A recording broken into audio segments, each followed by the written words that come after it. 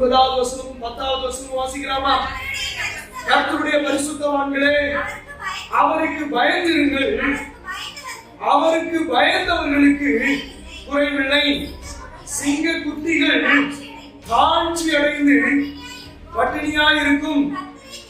கர்த்தரை தேடுகிறவர்களுக்கோ ஒரு நன்மையும் குறைவுபடாது. அல்லேலூயா.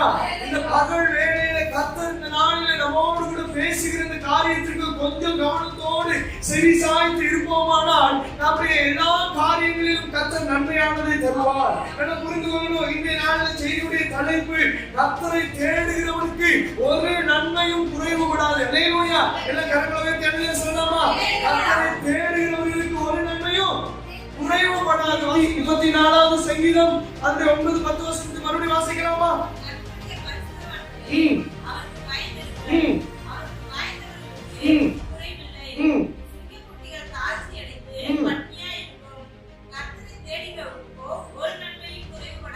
ஆமென். அல்லேலூயா. உலகத்துல பலவிதமான பலசாலியான மக்கள் இருக்கலாம், பலவிதமான பலசாலியான மனிதர்கள் இருக்கலாம். பணத்திலும் சரி, அவருடைய பொருளாதாரத்திலும் சரி, எல்லாவற்றிலும் உயர்ந்த மனிதர்கள் இருக்கலாம். ஆனால் அவருடைய வாழ்க்கையில ஏதோ ஒன்றில் ஒரு குறை இருந்து கொண்டே இருக்கும். நல்லா பாருங்க, அநேக இடங்களில் நான் பார்த்துருக்கிறேன். அவங்க நல்ல பணக்காரர்கள், வசதி உள்ளவர்களாக இருந்திருக்கிறாங்க. வசதி உள்ளவர்களா இருந்த போதிலும் அப்படி உணவை அவர்கள் உண்ணும் போது ஒரு கண்ணீரோடு, ஒரு வேதனையோடு தான் உண்கிறார்கள். அல்லேலூயா. புரிந்து கொள்ளணும், கர்த்தரை தேடாமல் அநேக நேரத்தில் இருதயத்தில் என்ன தோணுது? நான் ஆண்டவர் தேடுறேன், ஆண்டவர் தேடாமல் என்ன நல்லவன் இருக்கிறான். நான் மட்டும் தேடுகிற போது எனக்கு மட்டும் ஏன் இவ்வளவு பிரச்சனை, எனக்கு மட்டும் ஏன் இவ்வளவு போராட்டம், எனக்கு மட்டும் ஏன் இவ்வளவு காரியம், இவ்வளவு நிம்மதியில்லாத ஒரு வாழ்க்கை வாழ்ந்து கொண்டிருக்கிறேனே என்று சொல்லி நீங்க நினைப்பீர்களானால் வேதம் சொல்லுகிறது, கர்த்தரை தேடுகிறவர்களுக்கு ஒரு நன்மையும் குறைவுபடாது. ஏன் அவர்களோட நீங்க கம்பேர் பண்ணி கொஞ்சம் நீங்க அவங்க வீட்டுக்குள்ள போய் பேசினாலும் தெரியும். வீட்டுக்குள்ள போய் பேசினாரா தெரியும். நல்லா புரிந்து கொள்ளணும், அவருடைய வீடுகளில அவர்களுடைய எல்லா காரியங்களும் ஒரு துக்கத்தோடு இருக்கிறார்கள். ஆனா வெளியில தெரியல. வேதனையோடு இருக்கிறார்கள், வெளியில தெரியல. ஆனா நம் வேதனையோடும் துக்கத்தோடும் இருந்தாலும் நம் மத்தியில யார் இருக்கிறார் என்றால் கர்த்தர் இருக்கிறார். அல்லேலூயா. கர்த்தர் இருக்கிறதுனால நம்முடைய எல்லா காரியங்களிலும் ஒரு குறைவும் இல்லை.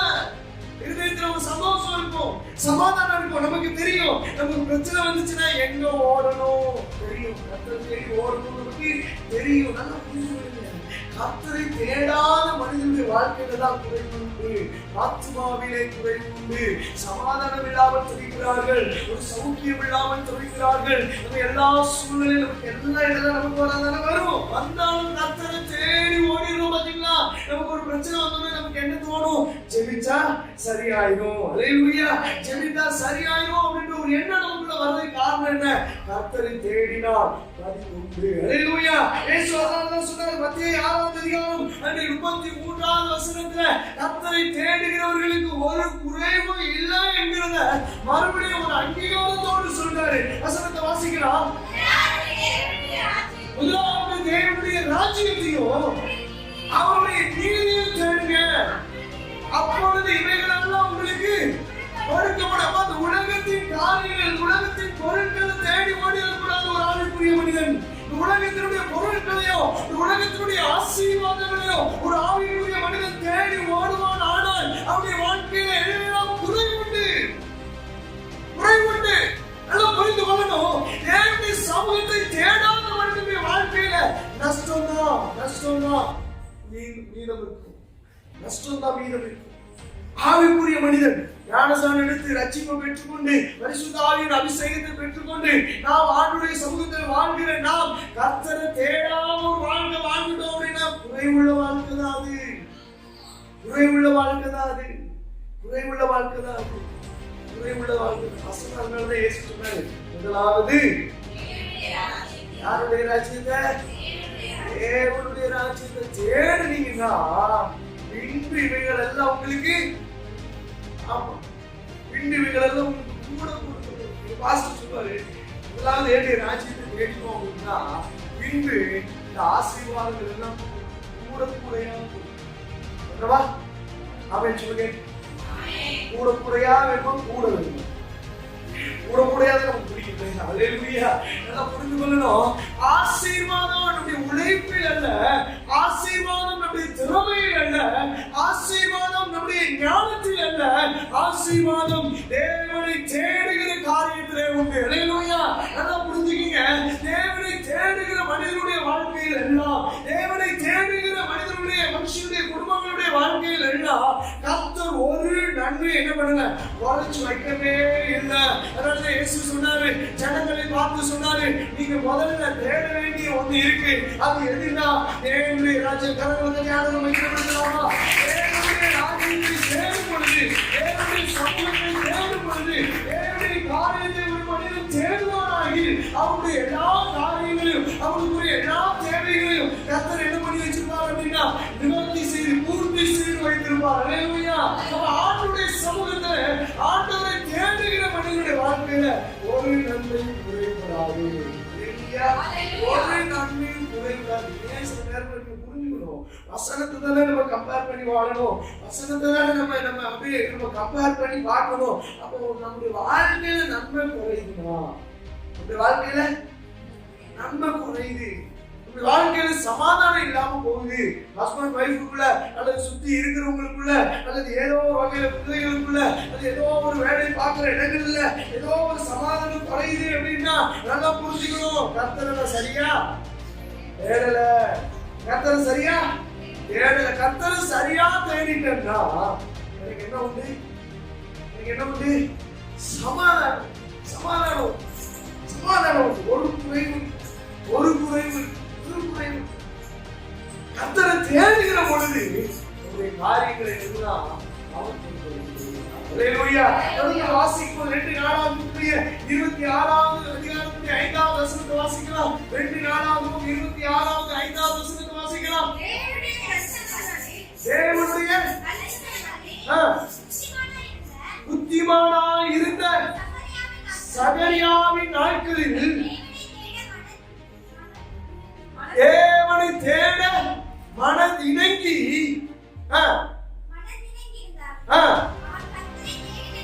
அவன் கர்த்தரை தேடின நாட்களில் கர்த்தரை தேடுகிற மனிதனுடைய வாழ்க்கையில கர்த்தருடைய காரியங்களை வாய்க்கப்படுகிறார்.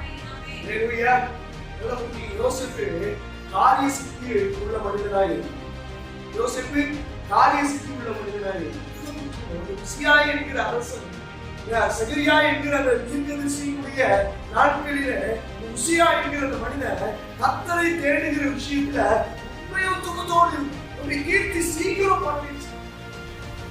பல வருஷமா வேலை பார்க்கிறேன், பல வருஷமா ஆண்டவர் உண்மையா கர்த்தரை தேடி இருக்கிறேன், பல வருஷமா ஆராதனைக்கு போறேன், பல வருஷமா ஆண்டவரோடு கூட இருக்கிறது உறவுல நல்லதா இருக்கிறேன்னு நினைச்சிட்டு இருக்கிறேன். ஆனா இன்னும் ஏன் எனக்கு ஏன் ஆத்மாவே எல்லாம் புரிந்து கொள்ளணும், நான் எங்கேயோ நின்றுட்டு இருக்கிறேன், ஆண்டவர் விட்டு தூரமா, எங்கேயோ ஆண்டவர் விட்டு தூரமா நின்றுட்டு இருக்கிறேன்.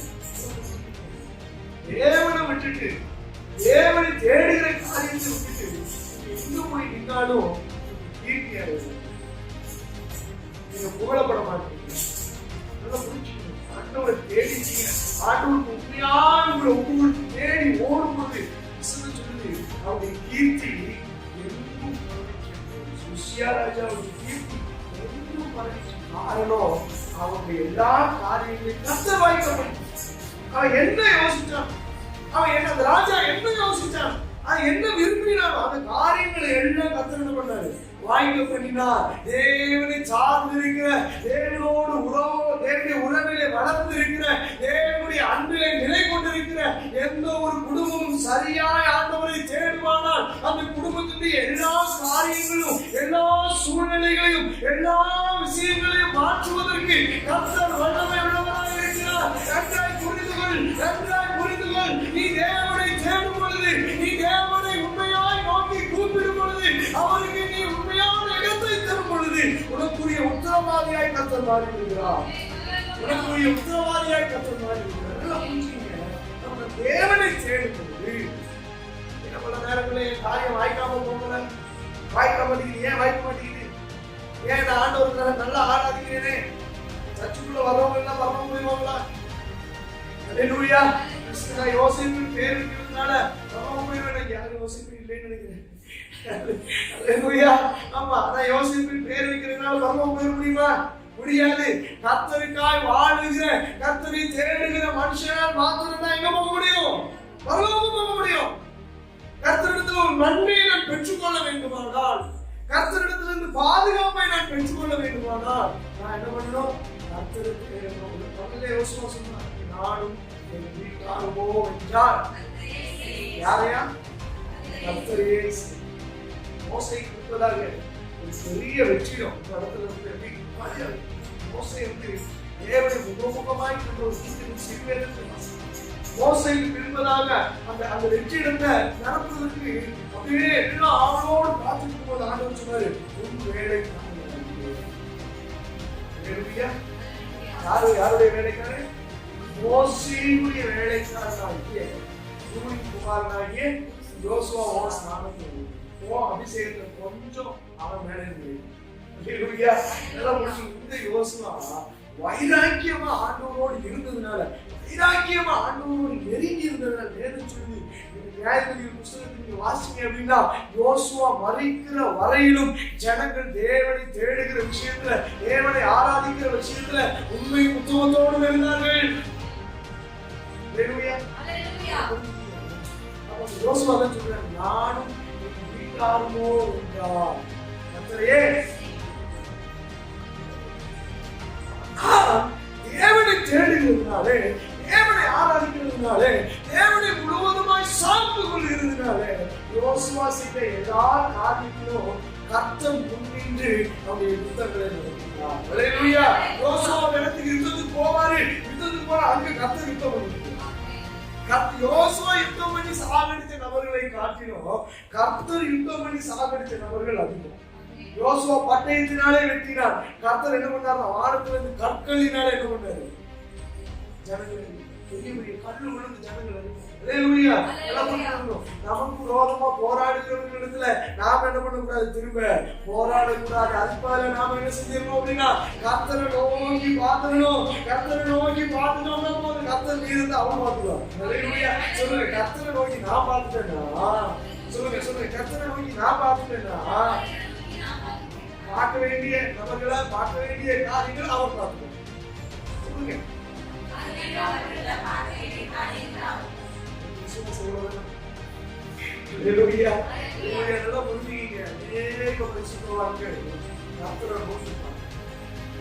பார்த்ததின் விளைவு சாட்சிகள் கர்த்தரை சார்ந்து கொண்டதினாலே, கர்த்தரை சார்ந்து வாழ்ந்ததினாலே, தேவனை தேடுகிறதற்கு தன்னுடைய இருதயத்தை சரியாக்கினதுனால, மனதிறங்கினதுனாலே அவன் வேதம் சொல்லுகிறது, உசியா செய்ய வேண்டிய எல்லா காரியங்களையும் ஆண்டவர் என்ன பண்ணார் அப்படின்னா வாய்க்க பண்ணினார். ஹல்லேலூயா. என் காரியங்கள் வாய்க்கப்பட வேண்டுமே ஆனால், என்னுடைய எல்லா காரியங்களும் சந்திக்கப்பட வேண்டுமே ஆனால் வேதம் சொல்லுகிறது, கர்த்தரை தேடுகிற பொழுது இந்த காரியங்களை கர்த்தர் என்ன பண்ணுவாரு? வாய்க்கப்படுவார். குட்டிகளும் பட்டினியாக ஆட்சியாக பட்டினியா இருக்கு. ஆனால் கர்த்தரை தேடுகிற ஒருவருக்கும் ஒரு நன்மையும். ஏனென்றால் காரியத்தை வாய்க்கப்படுகிற கர்த்தர், காரியத்தை வாய்க்கப்படுகிற கர்த்தரை நாம் சார்ந்து கொண்டிருக்கிறபடினால் நம்முடைய வாழ்க்கையில், நம்முடைய குடும்பத்தில், நம்முடைய சூழ்நிலை, வேலைகளிலே ஒரு நன்மையும் கர்த்தர் குறைவுபடாமல் பாதுகாப்பார். அவரை சார்ந்து இருக்கிற மனிதர்களுடைய வாழ்க்கையில் நம்ம உடனே நீங்க வசனம் இருக்க, ஏன் அப்ப எனக்கு குறை? யோசிங்க, ஏன் குறை என் வாழ்க்கையில? ஏன் குறை? ஒன்று ரெண்டு விதத்துல நமக்கு குறை. ஒண்ணு, நான் சரியாகணும் அப்படின்னு ஆண்டவர் என்னை சோதிப்பு. ஆண்டவர் நான் சரியா இருக்கிறேனா அப்படின்றதுக்காக ஒண்ணு என்ன பண்ணுது? அந்த சோதனை. இன்னொன்னு, நான் பிசாசுக்கு விற்று போட்டதுனால என்ன வரும்? சோதனை. ஹல்லேலூயா. அப்ப இந்த ரெண்டு விதமான சோதனை வாழ்க்கையில வரும். ரெண்டு விதமான சோதனையிலும் கர்த்தரை சரியாய் சார்ந்து கொள்வேனாவது, கர்த்தரை சரியாய் நான் பற்றி கொள்வேனாவது என்னுடைய வாழ்க்கையில என்ன இருக்காது? ஒரு நன்மை என்ன பண்ணது? குறைவுபடாத இந்த வருஷத்தின் முடிவிலே நிற்கிற நாம் கர்த்தரை சார்ந்து கொள்ளும் பொழுது, கர்த்தரை பின்பற்றும் பொழுது, கர்த்தரை முழுவதுமாய் பின்பற்றும் பொழுது என்னுடைய வாழ்க்கையில என்ன இருக்காது? குறைகள் இருக்காது. காரியத்தை வாய்க்கப்படுகிற கர்த்தரை ஒருவர் இருக்கிற கரங்களத்துக்கு ஆண்டவர் மகிமைப்படுத்தலாமா? காரியத்தை வாய்க்கப்படுகிற கர்த்தர் ஒரு நன்மை குறைவுபடாது. ஹல்லேலூயா. 2 நாளாகவும் 14ஆம் அதிகாரத்துடைய 12வது வசனத்தை வாசிக்கும் பொழுது ஆசா அரசாண்ட தன் கால்களில் வியாதி கண்டு நோவு மிகவும் உக்கிரமாய் இருந்தபடியினால் நல்லா புரிஞ்சுக்கணும். கர்த்தரை தேடுகிற மனிதனுடைய வாழ்க்கையில நம்முடைய காரியங்கள் எல்லாவற்றிற்கும் பொறுப்பாக இருக்கிற தேவனை விட்டு விட்டு சில நேரங்களில் நம்ம என்ன பண்ணிடுறோம் அப்படின்னா என்னுடைய தேவைகளுக்காக மனிதர்களையும் என்னுடைய தேவைகளுக்காக ஏதோ ஒரு பொருட்களையும் என்னுடைய தேவைகளுக்காக ஏதோ ஒரு திறமைகளை நம்பி நான் சென்று விடுகிறேன். ஆசா தேவனுடைய சமூகத்துல நற்சாட்சி பெற்ற ஒரு மனிதன். ஆசாவுடைய காரியத்துல ஆண்டவர் சொல்லுகிற விஷயம் என்ன அப்படின்னா, ஆசா தன் தேவனாகிய கர்த்தருக்கு முன்பதாக நன்மையும் செம்மையுமானது செய்தான் என்று வேதத்திலே நம்ம வாசிக்கிறோம். தன் தகப்பனாகிய தாவீதின் வழிகளிலே நடந்தான் என்று வேதத்திலே வாசிக்கிறோம். அவன் அப்படியான மனிதன் தான். தேவனை திருப்திப்படுத்தின மனிதன் தான். தேவனோடு இணைந்திருந்த மனிதன் தான். ஒரு சூழ்நிலை வந்தபோது, ஒரு பிரச்சனை என்கிற வாழ்க்கையில வந்தபோது அவன் என்ன பண்ணன அப்படின்னா கர்த்தரை தேடல, மாறா என்ன தேடினா அப்படின்னா பரிகாரிகளையே தேடினார். அல்லேலூயா. நல்லா புரிஞ்சுக்கங்க. ஆசாவினுடைய எல்லா காரியங்களிலும் கர்த்தர் கூட இருந்தார். அவனை குறித்து வேதம் சொல்லுகிறது, அவனை குறித்து சாட்சி வேதம் சொல்லுகிறது. தன் தகப்பனுடைய வழியிலே நீதிமானாய் நடந்தார். அல்லேலூயா. ஆசா அவ்வளவு பெரிய ஒரு சாட்சியை பெற்று கடைசி நாட்களில, நான் வியாதிப்பட்ட நாட்களில அவன் கர்த்தரை அல்ல பரிகாரிகளையே தேடினான். யாருன்னா பரிகாரிகளையே தேடினானோ. கர்த்தரை தேட வேண்டிய நேரத்துல நான் தேடாம திறமையை தேடிட்டேன் அப்படின்னா வேதம் சொல்லுகிறது அவன் நன்றாய் இருந்த மனுஷன் தான். எப்படி வியாதி வந்துச்சு தெரியுமா?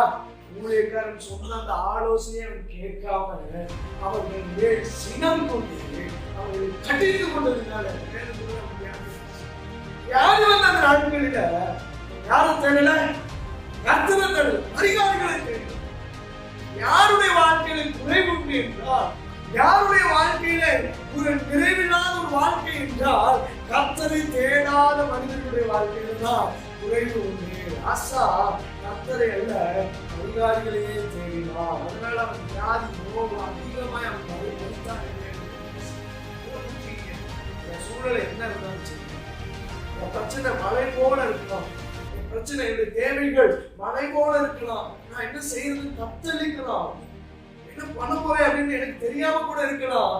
வேதம் சொல்லுகிறது கர்த்தரை தேடுகிற மனிதனுடைய வாழ்க்கையில என்ன இல்லையா? குறையும் இல்லை. கிரகத்தை சொல்லலாமா? தேடுகிற வாழ்க்கையில என்னுடைய வாழ்க்கையில ஒரு நாள் ஒரு குறைவும் இல்லை என்பதை நான் சொல்லுகிறேன். ஜெபிக்கிற மனுஷனுடைய வாழ்க்கையில பார்த்து ஒரு குறைவு இருக்கு. நான் சொன்னேன் போன வாரம் எப்படி சாட்சியை சொன்னேன். இவ்வளோ பெரிய தேவை இருக்கு, 9500 ஒரு தேவை என்னுடைய வாழ்க்கையில். என்னோரே பண்ண போறேன். இதுக்கு முன்னாடி ஆளுனா வேற மாதிரி என் வேலை அப்படின்னு அப்படிதான் செலவு பண்ணிட்டு என்ன பண்ண போறேன் அப்படின்னு சொல்லி எங்களுக்கு தெரிஞ்சது என்ன ஜபம் தான். எங்களுக்கு தெரிஞ்சது ஜபம் என்ன பண்ண போறாங்க தெரியல, என்ன பண்ண போறாங்க அப்படின்னு சொல்லிட்டு அப்படியே சொல்லிட்டு வைப்பு பாக்குறாங்க. என்ன அப்ப நான் அவங்க கிட்ட சொல்றது அழைச்சவர் கர்த்தர். அல்லேலூயா.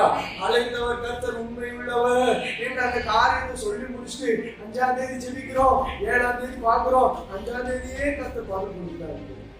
அல்லேலூயா. 5ஆம் தேதியே நாங்க ஆண்டவரை பார்த்தோம், 5ஆம் தேதியே ஆண்டவர் பதில் கொடுத்துட்டாரு. அதை நான் 7ஆம் தேதி தான் பார்த்தேன். அல்லேலூயா.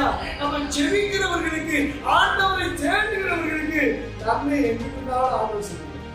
அல்லேலூயா. நன்மை எங்கிட்டு இருந்தாலும் ஆண்டவர் கர்த்தரை தேடினா ஒரு நன்மை சந்தோஷமா ஆண்டவருடைய சமூகத்துல தேடினா பாருங்க. என்ன எவ்வளவு நேரம் தேட போறோம் நீங்க சொல்லுங்க. எவ்வளவு நேரம் தேட போறீங்க ஆண்டவர்? எல்லாம் நீங்க காலையில கொஞ்ச நேரம் தேடணும், சாயங்காலம் கொஞ்ச நேரம். இதுவா இல்லை, இந்த தேடுதல் காலையில தேடுகிற காரியத்துக்கு இல்லையோ எப்பொழுது கர்த்தரை சார்ந்து எல்லா காரியங்களுக்கும் பரிகாரி யாரு? சொல்லுங்க, ஏன் பரிகாரி கர்த்தர். நான் பல நேரங்களில் நம்ம முகங்கள் எப்படியே சோர்ந்து போய் வெக்கப்பட்டு நிற்கும் போது கர்த்தரை தேடி நின்று அதை நிமித்தம் வாங்கின நன்மைகள் நமக்கு தெரியும், நன்மைகள் தெரியும். ஆனா தெரிந்த போதில் என்ன பண்ணிடுவோம், பல நேரங்கள்ல கர்த்தரை விட்டுட்டு அப்படியே பின்வாங்கிடுவோம். நாம கர்த்தர் எனக்கு நன்மை செய்தவரியா அவரை நான் என்ன பண்ணுவேன், நாடுவேன், துதிப்பேன், நல்லா புரிஞ்சுக்கிறேன். கர்த்தரை தேடுகிற விஷயத்துல நாடு ஒரு நாள் சொல்லுங்க, கர்த்தரை தேடுகிற விஷயத்துல நாடு ஒரு நாளும் அந்த காரியத்துல சோர்ந்தே போகும். கர்த்தரை பாருங்க, எவ்வளவு பாட்டு எல்லாம் கர்த்தரை தேடுகிறதுனால அவங்க நாம வாழ்க்கையின் அனுபவங்கள் கர்த்தரை தேட வேண்டும் என்ற காரியத்தை காரியத்தை கற்றுக் கொடுக்கணும் அப்படின்னா ஆண்டவருக்கு நன்மை அனுபவம் கற்றுக் கொடுக்கணும்.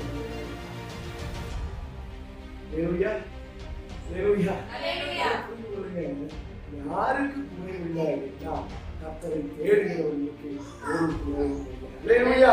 எடுத்து வாசிக்கலாம், எடுத்து வாசிக்கலாம். 2 ராஜாக்களுடைய 19வது அதிகாரம் அதே 1வது வசனத்தை 3வது வசனத்தை வாசிக்கலாமா? 2 ராஜாக்கள் இதை கேட்டபோது தன் வஸ்திரங்களை பிரித்து கர்த்தருடைய ஆலயத்திற்குள் பிரவேசித்து 3வது வசனம்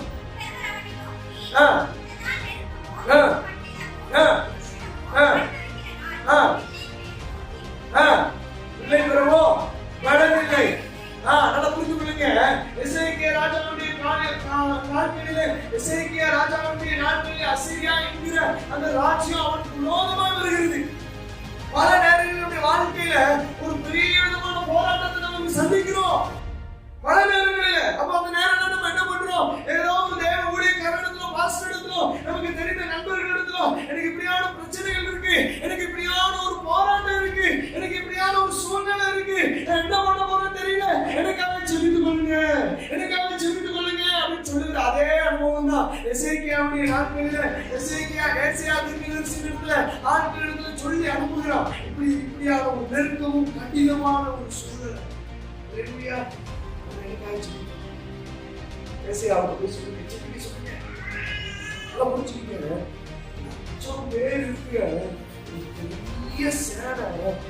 ராஜ்யத்தை சுற்றி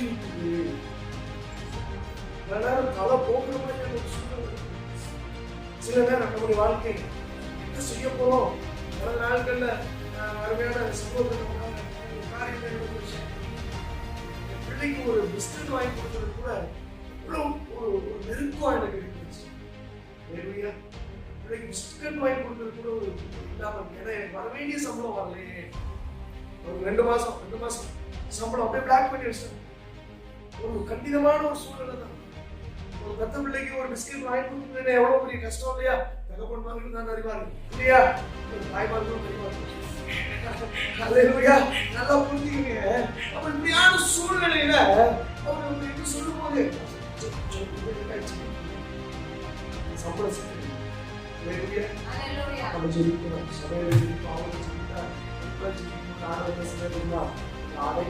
வாசனை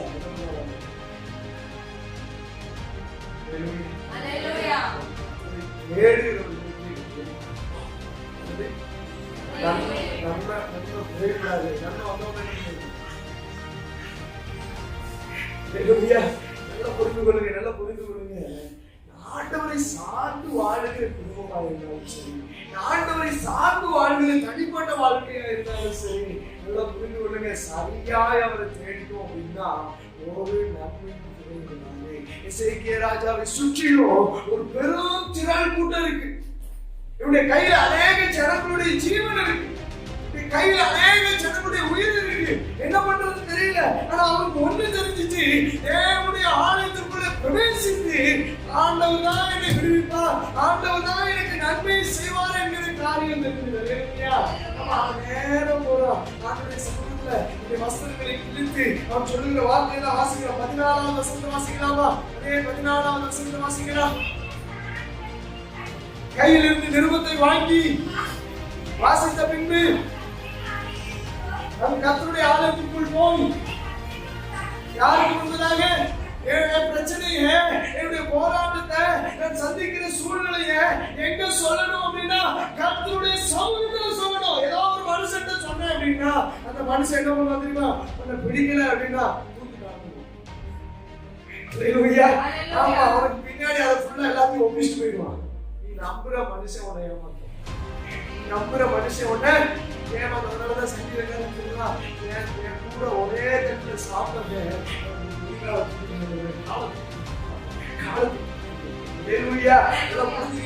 கர்த்தருடைய சமூகத்துல கர்த்தருடைய காரியங்களை கர்த்தரிடத்துல தெரிவிங்க. எந்த மனுஷன்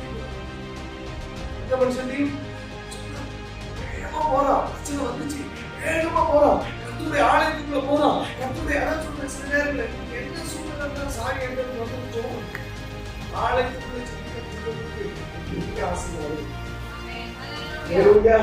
ஆலயத்துக்குள்ள செபிக்கிற ஜெபத்துக்கு பெரிய ஆசீர்வாதம் இருக்கு. டைம் கிடைக்கும் போது நம்ம சாமி ஆயிடும் ஜோமனை ஒரு பெரிய ஆசீர்வாதம். இப்பதான சூழ்நிலை, முடியாத ஒரு சூழ்நிலை, விடுதலை கிடைக்கும். எங்க ஆலயத்துல செபிக்கிற ஜெபத்துக்கு விடுதலை கிடைக்கும். அல்லேலூயா. இப்ப ஆலயத்துக்குள்ள வந்து செபிக்கிறான், அந்த நிருபத்தை வச்சு செபிக்கிறான். ஆண்டவரே நீதான் தேவன். இந்த மனுஷன் சொன்ன வார்த்தைகள் எல்லாம் கவனி. 15 16 வரைக்கும் வாசிங்க அப்படியே.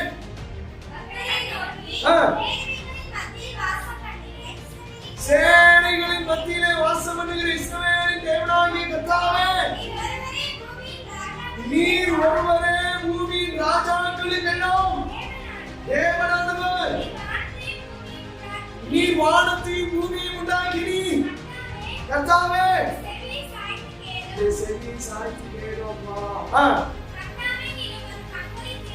திறந்து பாரும், நிந்திக்கும்படிக்கு. 19 வசனம்.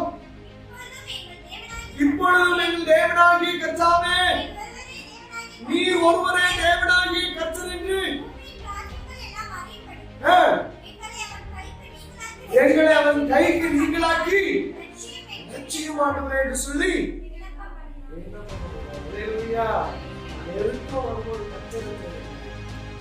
சூழ்நிலைகள் மாறலாம், சூழ்நிலைகள் மாறலாம். நமக்கு சாதகமா இருந்த மாதிரி இருக்கிற சூழ்நிலைகள் எல்லாம் மாறலாம், சாதகம் இல்லாத சூழ்நிலைகள் போல நமக்கு தெரியலாம். ஆனால் எல்லாவற்றிற்கும் மேலான ஒரு கர்த்தர் நம்முடைய வாழ்க்கையில நம்முடைய சூழ்நிலைகளுக்கும் மேலாய் நின்று நம்முடைய காரியங்களை பார்க்கிற ஒரு தேவன் உண்டு. ஆத்மாவே தேவனுடைய காரியங்களுக்கு உண்மையும் உத்தமமாய் இருக்கும் பொழுது சூழ்நிலை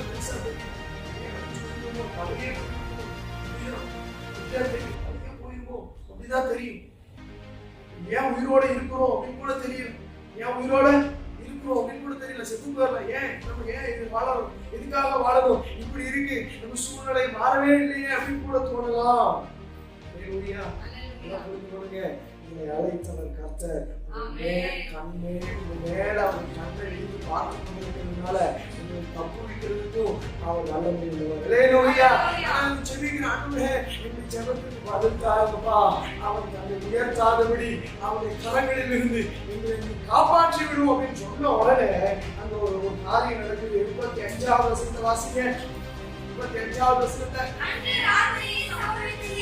செபித்த அன்னைக்கு ராத்திரியிலே,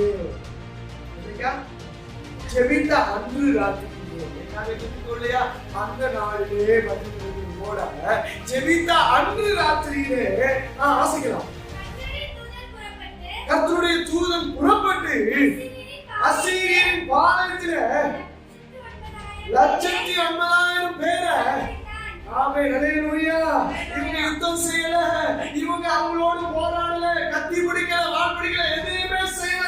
ஒன்று செஞ்சாங்க, கர்த்தரை தேடினார்கள், கர்த்தருடைய சமூகத்தில் வீட்டிலிருந்து செபித்தார்கள், கர்த்தரை நோக்கி மன்றாடினார்கள். இவர்களுக்காக கர்த்தர் யுத்தம் செய்தார். கர்த்தரை தேடுகிற மனுஷனுடைய வாழ்க்கையில ஒரு நன்மை குறைவுள்ளது. தேடி வந்து வந்திருந்தாங்க அப்படின்னா ஒண்ணு மிச்சமா இருக்கு, ஒண்ணு மிச்சமா இருக்கு, ஒண்ணு கிடைச்சு ஒண்ணு கிடைச்சு. அசிரிய ராஜா இவனை வந்து அடிச்சிருந்தாங்க, அவ்வளவுதான், எல்லாம் ஜீவனை விட்டு போயிருக்கு. ஆனா இவர்கள் கர்த்தரை தேடினாலே அசிரியின் பாளையம் ராஜ்யத்துக்கு ஏற்பட்ட உயிரத்துல ஒரே ஒரு தூதனை கர்த்தர் அனுப்பிச்சு போனார். அல்லேலூயா. நல்லா புரிஞ்சுக்கங்க. நீங்களும் நானும் கர்த்தரை சரியாய் தேடுவோமானால், நீங்களும் நானும் கர்த்தரை சரியாய் சார்ந்து கொள்வோமானால், கர்த்தர் நம்முடைய வாழ்க்கையில செய்ய வேண்டிய எல்லா காரியங்களையும் செய்து விடுவார். நன்றாய் புரிந்து கொள்ளுங்க. அக்கினியின் நடுவே கர்த்தர் நம்மை காப்பதற்காக ஒரு தூதனை வைத்திருக்கிறார். சிங்கங்களின் நடுவே கர்த்தர் நம்மை காப்பதற்காக ஒரு தூதனை வைத்திருக்கிறார். எந்த சூழ்நிலையிலும் கர்த்தருக்காக வைராக்கியமாய் நிற்போமாக, கர்த்தரை சார்ந்து நிற்கும் பொழுது நம்முடைய சூழ்நிலைகள் மத்தியிலே, தோல்வியின் மத்தியிலே நமக்காக ஜெயத்தை கொடுக்கிற ஒரு நல்ல ஆண்டவர் நமக்காக காத்துக் கொண்டிருக்கிறார். ஆகிய நோக்கி ஒரு பெரிய ஆபத்து. அதனுடைய புத்தகம் 6வது அதிகாரம் அதனுடைய 4வது வசனத்தை வாசிக்கலாம். 6வது அதிகாரத்திலே 2-3 வசனத்தை வாசிச்சுட்டு அதுக்கப்புறம் 4வது வசனத்தை வாசிக்கலாம். தானியேல் புத்தகம் 6வது அதிகாரம் 2வது வசனம் 3வது வசனம் வாசிக்கலாம். ராஜாவுக்கு நஷ்டம் வராதபடிக்கு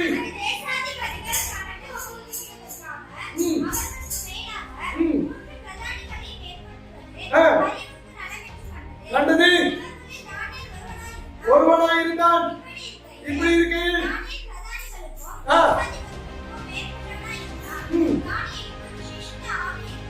தானியேலுக்குள் விசேஷித்த ஆவி இருந்தமையால் கர்த்தரை தேடினார். கர்த்தரை தேடினோம், கர்த்தரை சரியா தேடிக்கொண்டா ப்ரொமோஷன் நம்ம தேடி போக தேவையில்லை. வேலை இருந்து ஆட்டோமேட்டிக்கா ப்ரொமோஷன் அவன் கொடுக்கணும்னு நினைச்சிட்டு இருக்கும் போது 4வது அதிகாரத்துல 6வது அதிகாரத்துல 4வது வசனத்தை வாசிக்கலாம்.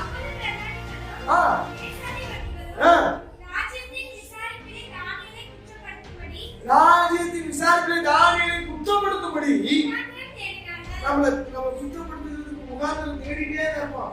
உலகத்துல முகாந்திரத்தை வேலை செய்யற இடத்துலயும் சரி, நம்ம சுற்றிலும் இருக்கிற இடத்துலயும் சரி, நம்ம குற்றப்படுத்துவதற்கு முகாந்திரத்தை தேடிட்டே இருப்போம். இவனை எப்படி அழிக்கலாம், இவனை எப்படியாவது இவனை கவுத்து போடணும், இவனை எப்படியாவது இவங்க வாழ்க்கை நல்லா இருக்க கூடாது அப்படின்னு நினைச்சுக்கிட்டே தான் இருப்பான். நம்முடைய தொழில எப்படியாவது ஒரு நஷ்டத்தை கொண்டு வரணும்னு நினைச்சுட்டே தான் இருப்பான். நம்ம வேலையை காலி பண்ணி விடணும்னு நினைச்சுட்டே தான் இருப்பான். அப்படி நினைச்சிட்டு இருக்கிற காரியத்துல வாசிக்கலாம். ஆனாலும் கூடாது இருந்தது. ஏன் கூடாது இருந்தாங்கன்னா அவன் கர்த்தரை சரியாய் தேடினதினால. இப்ப வேற வழி இல்ல. இவனை குற்றம் கண்டுபிடிக்கணும் அப்படின்னா எதுல கண்டுபிடிக்கணும் அப்படின்னா அவன் தேவனை ஆராதிக்கிற காரியத்துல தான் உலகத்தான் பாப்பா. எதையாவது விஷயத்துல கண்டுபிடிக்க முடியல அப்படின்னா கடைசி சொல்லுவான், அவன் ஞாயிற்றுக்கிழமை வேலைக்கு வர முடியாது. ஞாயிற்றுக்கிழமை அவங்க வேலை வைக்கல, வரவே மாட்டான் பாருங்க. ஏன்னா அவன் ஞாயிற்றுக்கிழமை ஆராதிக்கணுமே. புரியுதா? மற்ற நாள்லாம் விட்டுருவான், ஞாயிற்றுக்கிழமை வேலை வைப்பான். நல்லா கவனிச்சு, மற்ற நாள்லாம் விட்டுருவான். ஞாயிற்றுக்கிழமை என்னைக்கு எவ்வளோ இருக்கிறீங்களோ, என்னைக்கு ஆராதனை இருக்கிறீங்க, அன்னைக்கு ஏதாவது வேலையை வம்படியா ஒன்று கொண்டு வருவோம். வேலை மட்டும் இல்லை, சொந்தமா நிற்பான். சொந்தக்காரங்க அன்னைக்கு ஞாயிற்றுக்கிழமை தான் வருவாங்க. ஆராதனை போற நேரத்தில் என்னடியும் காரியங்களுக்கு பயங்கடியும் கதவு தந்து பார்த்தா ஆராதனை தடை செய்ய யார் ஒன்றாலும் அதெல்லாம் தேவனுக்கு அப்பாற்பட்டு தேவனுக்கு அப்பாற்பட்டு ஆராதனை விட்டுட்டு எங்கேயோ சொந்த பந்தத்தோட போட்டு அப்படின்னு நினைப்பீங்கன்னு வச்சுக்கீங்க. சொந்த பந்தமே இல்லாம அப்படிதான் இருக்கு. நல்லா ஆராதனை தானியேல் ஆராதிக்கிற காரியத்துக்கு தான் அவனை குற்றம் கண்டுபிடிக்க முடியும். தானியேல் வைராக்கியம் இவங்கெல்லாம் ஒரு பிளான் பண்றாங்க. உடனே ஒரு ராஜாவை தவிர 30 நாள் யாரையும் வணங்க கூடாது அப்படின்னு ஒரு கட்டளை போடுறாங்க. தானியேல் என்ன பண்ண தெரியுமா? ஒரு பத்திரம் கையெழுத்து போடுறாங்க. எல்லாம் ரெடி ஆயிடுச்சு. 6வது அதிகாரத்துக்கு 10வது வசனத்தை வாசிக்கலாம். தானியேலோ என்றால் அறிந்த போதிலும்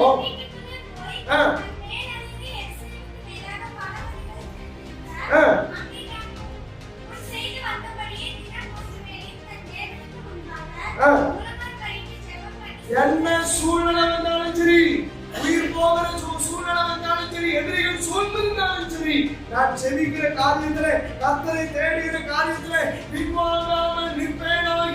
எனக்கு முன்பதாக சிங்க கெவி இருந்தாலும் சரி, எனக்கு முன்பதாக அக்கினி சூழல் இருந்தாலும் சரி, அங்கே என்னை விடுவிக்கும்படியாக கர்த்தர் காத்துக் கொண்டிருக்கிறார்.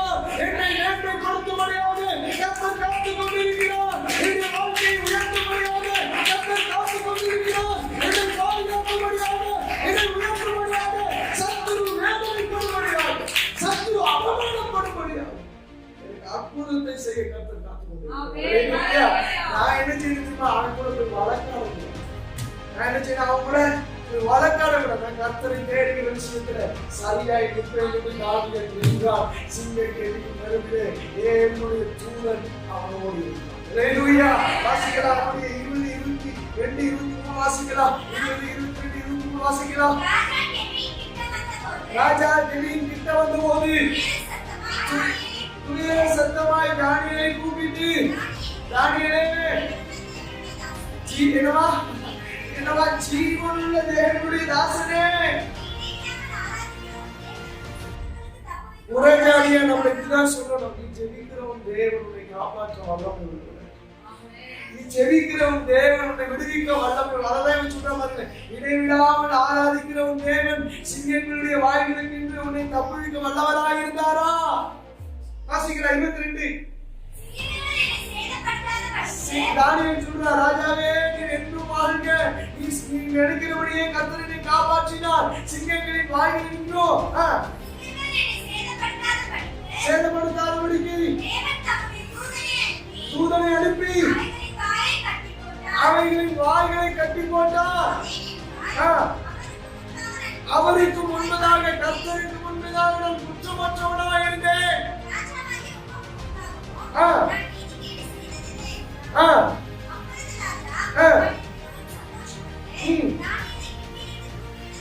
தூக்கிவிட சொன்னான். தூக்கிவிடப்பட்டான். அவன் தன் தேவன் பேரில் விசுவாசம் வைத்திருந்தபடியால் என்னவா அவனின் ஒரு சேதமும் கர்த்தரை தேடுகிறவர்களுக்கோ ஒரு நன்மையும். ஆமா, சிங்கக்கெபியா இருந்தாலும் சரி, சிங்கக்கெபியா இருந்தாலும் சரி, அக்கி சூளையா இருந்தாலும் சரி, கடுப்புலியா இருந்தாலும் சரி, கர்த்தர் ஆயத்தமாக இருக்கிறார். அல்லேலூயா. எல்லா சூழ்நிலையிலும் கர்த்தரை சார்ந்து கொண்டிருக்கும் போது, எல்லா சூழ்நிலைகளிலும் நான் கர்த்தரை சார்ந்து கொண்டிருக்கும் போது, நான் கர்த்தரோடு இருப்பேனாகி, நான் கர்த்தரை தேடுவேனாகி, நான் கர்த்தரோடு இணைந்து இருப்பேனாகி, என்ற வாழ்க்கையில ஒரு